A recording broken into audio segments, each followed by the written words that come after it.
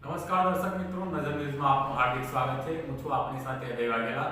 વાત કરીએ આજના મહત્વના સમાચારોની તો રોડ કોન્ટ્રાક્ટરની બેજવાબદારીના કારણે પાદરાનગરમાં ટ્રાફિક જામના દ્રશ્યો સર્જાયા। પાદરાનગરમાં વિવિધ વિસ્તારોમાં બનાવેલ આરસીસી રોડ બિસ્માર બન્યા છે, ત્યારે પાદરા નગરપાલિકા દ્વારા આરસીસી રોડ પર ડામર રોડનું કાર્પેટ કરી રોડનું સમારકામ ચાલુ છે। ત્યારે આજે આંબેડકર સર્કલથી વુડ કોર્નર સુધીના રોડનું કામ ચાલુ કરવામાં આવ્યું હતું।